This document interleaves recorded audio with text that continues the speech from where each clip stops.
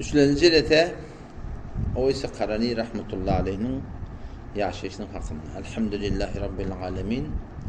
Ve salatu ve selamu ala seyyidina seyyidil enbiyayı vel mursalin ve ala alihi ve sahbihi ecma'in.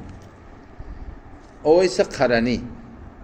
Oys sahabaları gören bir Allah Teala'nın velisi. Allah Teala'nın doğası. Resulullah sallallahu aleyhi ve sellem vaktinde bağmıştık dedi. Yöne iki rahat derekli Peygamberin yanına gelip başarmaktır. Gaybana iman getiriye Peygamberin yanına gelilmektir. Bağmıştık yoktan böyle. Bir sebebi ki gelilmektir ne mi? Galebi halli yani Peygamberi görse ihtimali kendisi edip ölsün. Şu kadar muhabbeti var, görmeyene yağdayı yok. İkincisi ne oldu? Karın nenesi varmıştık. Şeriat boyunca nenesini saklamaklık ona borçta. Şeriat boyunca Peygamber görmemden ona günah kaçırık yok. İnatan hıtmati ol ulubiyette saklamana başka adam yokmuştuk da. Peygamber Aleyhisselam yanına bir yere geliyor, ya Resulallah cihada gidecek diye. Ama cihada gidecek mi hava? Onunla inatan bağ mı? Bağ. Onunla git şuna hizmet et. Şu cihat sana can deyiptir da. Şu sana cihat deyiptir diye. Ondan şu doğrultunda indi destanımız tak vardı ki Resulullah sallallahu aleyhi ve sellem Hazreti Ömer veren Hazreti Ali deyse şunu görürsünüz dedi. Peygamberin dünyadan gidecek konu ne mi dedi? Ya sonra sen doğanın kime vereydi? Ebatı varmıştık. Onun için doğanı son Oveys'e verin dedi. Geysin dua etsin dedi. O geyde ahir getirip verdiler, dua etti Ümmeti Muhammed sallallahu aleyhi ve sellem hakkında. Sonra Müslüman Hazreti Ömer radıyallahu anhu ya Oveys'e bana dua et deyiptir daha şu. Şimdi Peygamber Aleyhisselam'ın bir avadan sünnetlerinin biri ki başka bir Müslüman doğanın talebe dua etmekle kavulat yani. Peygamberimiz peygamber olup Hazreti Ömer radıyallahu anhu umra gaytiye bir sefer o şonda la tensana fi duaike. Ey Ömer duanda beni yattan çıkarma deyip şonda. Hazreti Ömer radıyallahu anh bitir hoş oldu diye şonda. Duanda beni yattan çıkarma. Peygamber ol demet ya o muhtiyetinden talebe dua ediptir yani. Yani bir adam büyük dereceli alim olsun. Yaş küçük oğullardan ya yaş moğollardan ya her kimden talebe dua etmekten bir ayıbı yok. Bu der ki ha sen alim, sen Kur'an okuyup gitmeyen, sen derecen bizden göğün de, biz sana dua etmeyelim yok de. Ebu Hureyre radıyallahu anh hakkında geliyor ki avuncak dövüncek oğullarına ellerine bir anızı verdi süzat verir diye de. Avuncak dövüncek oğlancıklar, masum olurlar, günahı yok olurlar. O zaman şolara aydardı Ebu Hureyre'ye dua edin. Talebe dua etmeklik bu bir kavudat birbirinden.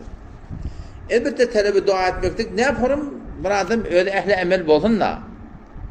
Bir adam ferezen şu an namaz okuyman ya. Namaz okuyman ya. Bana dua edin diye. Neyime dua etmeli? Bir namazın hakkında dua kabul olmuyor diye. Bir namazın için tövbe etmeli. Bir adam bir namaz yapıyorum buna 15 sene azabı var diye. O vakti neyime? Yüdüğünde halavet yok. Yüdüğünde nur olmuyor. İkincisi veriyen sadaka kabul olmuyor. Üçüncüden ettiğin duası kabul olmuyor. Dördüncüden günahsız davran diyen var ya.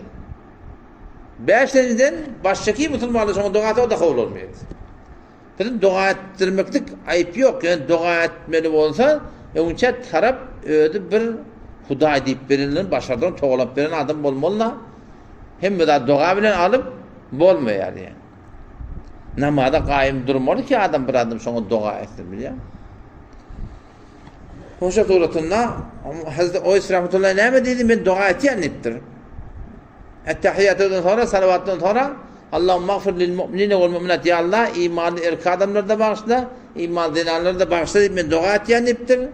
Eğer sen niptir, sana ben şu dünyadan imanlı gitsen, ben duam sana barar deyiptir. Yok ondan duam harap olacak geldik diye. Bir de hakikatinde yani kıvrın, talebe dua edenin ayıbı yok. Yani asıl ehli emel olmalı. Ehli emel olmalı. Sure-i Gafir'da 24. parasında Sure-i Gafir'da geliyor da 23. paran ahir ol. şu yerin güdünne imanlı adamlara ferişleri dua etiyeli. Hayt ferişleri hamle-i arş diye. Arş Allah Teala o defede arş diye. Arşı var. Şu arşının götüreyen ferişleri var. Has ferişleri var. Şöyle dua etiyeli diye. Ne mi dua etiyeli bu da? اَلَّذ۪ينَ يَحْمِلُونَ عَرْشَهُ اَلَّذ۪ينَ يَحْمِلُونَ الْعَرْشَ وَمَنْ حَوْلَهُ o ferişleri ki يَحْمِلُونَ الْعَرْشَ Allah'ın arşını götürüyorlar. وَمَنْ حَوْلَهُ jandaştırlar ferişler. اَلَّذ۪ينَ يَحْمِلُونَ الْعَرْشَ وَمَنْ حَوْلَهُ يُسَبِّحُونَ بِحَمْدِ رَبِّهِمْ Allah Teala'nın paklığını övmekle beyan ediyorlar. وَيَسْتَغْفِرُونَ لِلَّذ۪ينَ آمَنُوا yerin yüzündeki imanlı erkek adamlara, denanalara şu hamle yaş ya Rabbi Allah imanlı adamların duasını günahlarını bağışla deyip diye dua etiyet ediyor. Kesinlikle bir de dua etiyet biterken dua kemidi yok bunun. Onun bir dua talep edenin ayıbı yok. Yani asıl neyme şey halde o rahmetten etiyen kurun neyme ben dua etiyen iptir de biliyor musun? Yani imanlı olup geçsen men dua falan etip eder. Hazreti Ömer radıyallahu anh ona deyipti bana bir vasiyet et deyipti. Bana bir nekikat ver deyipti. Onu Hudayı tanıyan deyipti. Tanıyan deyipti. Hudayı'dan başka hiç kim tanımadan ayıbı yok deyipti. Allah Celle Celaluhu ve iman doğrulamaklık. Allah kimsin Allah diye de biz şu Allah'tan tanımaklık. Allahu la ilahe illahu. Allah deyip şu zatı diyenler ki şundan başka layık ibadet yok. El hay Allah men dir deyiptir. Ya Allah bize diri. Sen ne yapalım diri? Ve tevekkel alel hayyillezî la yemutu. O Allah şeyde bir diri. La yemutu hiç atı ölecek der yani. Şeyde bir diri. Bir yani ölecek yani.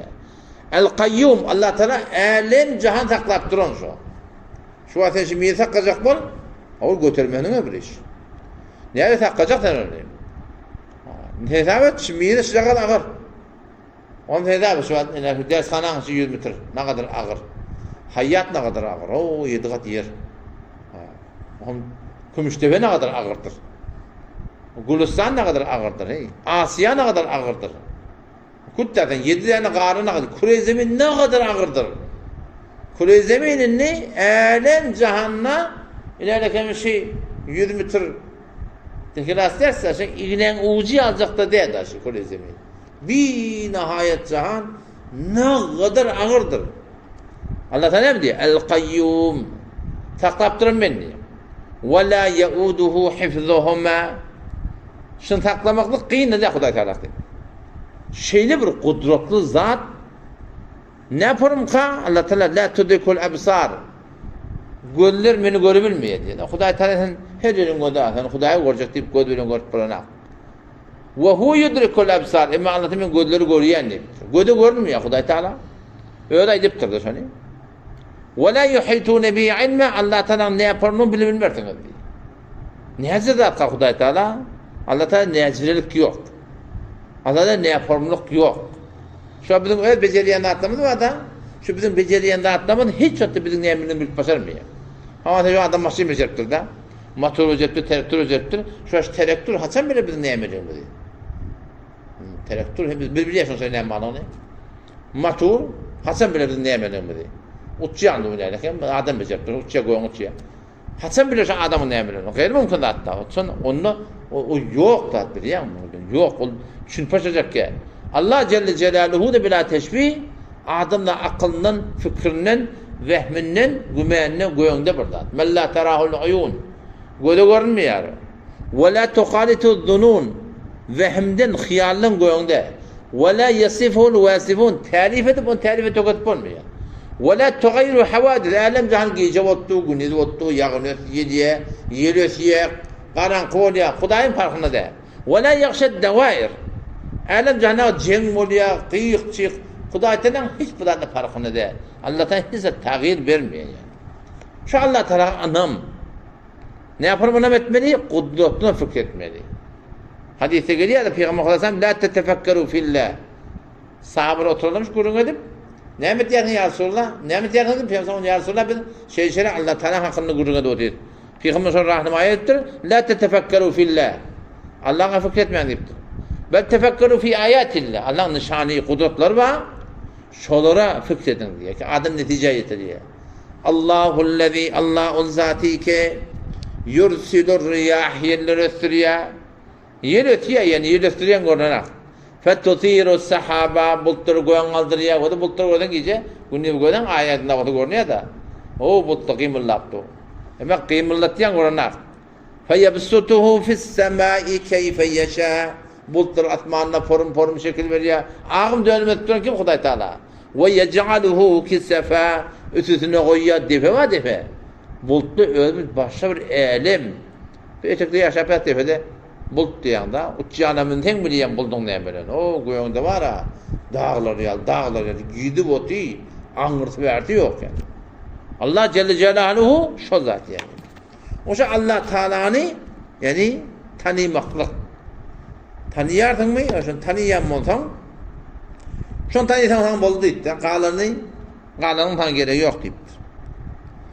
O hem Hazreti Ömer radıyallahu anhu onu deydi diye bir tak deyip de tanı deyip hava. Arttır deyip de o nesihatını. Arttır deyip de. Huday tanıyan. Şunu tanıysan boldu. Yine arttırsan deyip de nesihatını. Onu ya Ömer deyip diye Huday seni bileyim deyip diye. Huday Teala senin haber var mı? Haber var deyip. Şu seni bilse Kalan'ı gayret vermedi. Şu seni bilse Kalan'ı gayret vermedi. Rızkı ruzuyu da şeyle de. Allah Teala şu bizi ödü razık.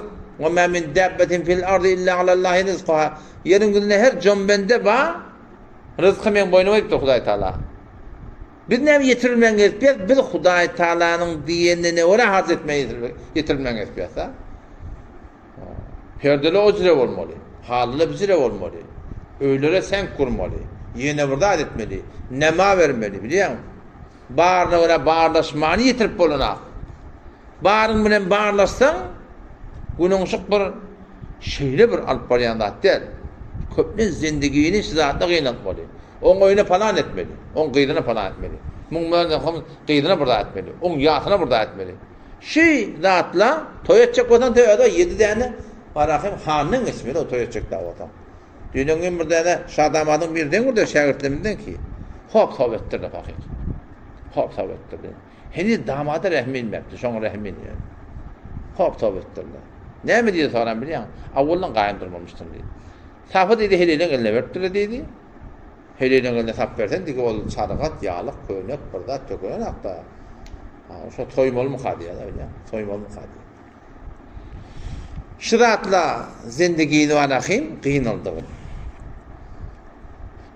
Adam Hazreti Ömer radıyallahu anhu dur burada getireyim deyip biliyor musun? Riyal verecek böyle diye kendine. Adam şundan niye? Elin kultuğunu kalk diye 2 dirhem çıkardı diye. Men seni düğene bak taptım deyip diye. Düğü kırayımdan taptım seni deyip diye. Eğer siz de damın bolsan, kimin size yazacak kotam şunu yoymaklığa deyip diye getir deyip diyor. Şu kadar başarıyan bolsan, kesin yani zamanet ettiğim için 2 dirhem yoyun deyip diyor da. Şuna men ömrüm kafaf eder mi? Kim zamanet et başaracak onu? Ömer bin Abdülaziz rahmetullahi aleyhi de bir vakta çın Müslümanların halifelerinin biri de bir yankı ait bolya, ait bolondan padişah öldü. Ailcağı var, yankı oğlun sonra ait konu kalacak bolya, onun sonra alpaş aranak. Aylık yetenek diye. Ama dinatı ve Fatıma deyip, ayarın maksatlaşa niye mi değil diye.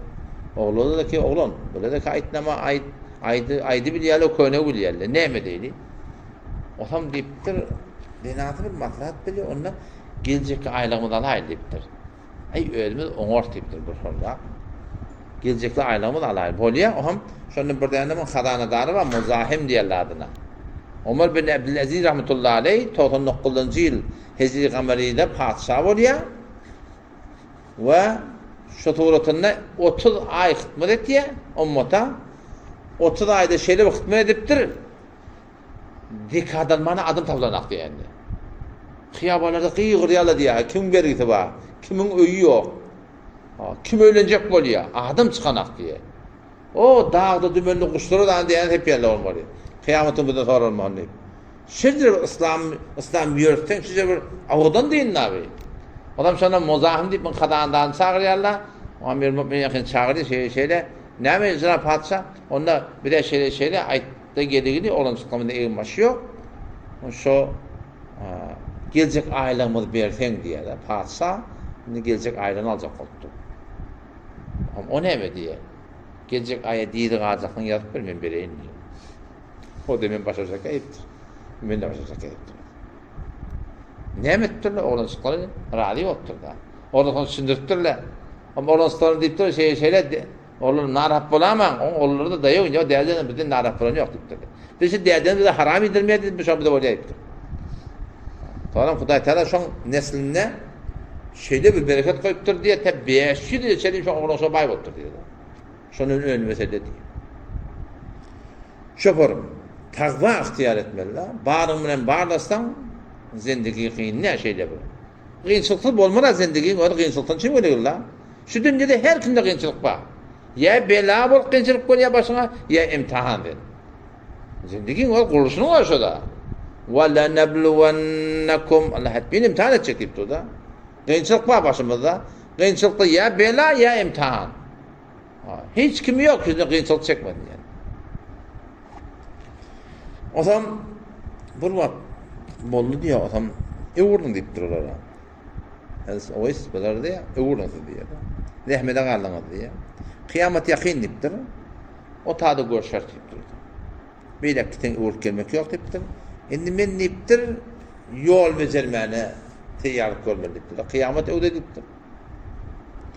O zaman buna evurlayalı iyidina. Yani Hazreti Faruk Azam bilen Hazreti Ali radıyallahu irne oluyorlar. Geliyorlar kullanın Mekke Medine'ye karşı. O adamla her ki o istavi hiç kim tanımayattı biliyor musun? Hiç kim tanıyan akmalı. O bu şokuydu. Hazreti Ömer mi görmeni gitti. Hazreti Ali mi görmeni gitti. Peygamber doğandan bana verdi. O bir adamla ağzına tiyli okurmadı. Avrayı tavırdı diye. O ne böyle her kim bunun yani gelip uğrattırdı sonra. Her kim o ise tataşacak. Hayır doğa alacak. Burada açacak. Hava. Onşonun niye? Ödünne buktu diye de bilirdik. Gitti diye göde görmek diye. Adamdan arasından çıkıptır hatalan biliyor. Başta bilirdik ki hiç kim şunu tanıyamasın diye. O da herem diyen bir dene şu zamanın aydılışına göre hudaylıklı adamı o isin haberini işitip diye men de bir göreyim dedim diye. Herem Şimdi o isin ilinden gitti ki o isimi sataşayın, netiqat alayın, ne yaparım ne edip, şun ilinden gidip Kufe'de şeyle aynen gelip ya, şun görecek bolya, orada Forat diyen, Dejde Forat var, akar. Forat'ın kaptalına dehak kılıptı, ev başını yuptu diye, avur gören adayım diye kim diye. Yani aydılandan tanıdım diye da. Şöyle adam, sporun rengi, sporun rahatı, sporun ettirle tanıdım diye. Bak talam verdim diye cevap verdi. Şeyler ben gödüdü diye da böyle. Ama elini tutacak kolum diye elim vermedi diye. Ama ayettim diye hemekallah ya oiz ve gafererek Allah sana rahmetin Allah'ın başını nece halın nece diye oradım diye da. Şun botturun yağdayında niye gözümü yaşlı oldu diye. İncecik adam zayıflendir, horlandır, yağday yok diye da. O zaman yankı diyemeyin diye adım tutadı diye. Ben adım nece biliyen dedim diye tamam. Ona dedi diye Huday Teala bana bildirten adım dedi diye. Mesela Huday Teala'nın evliyaları var ya.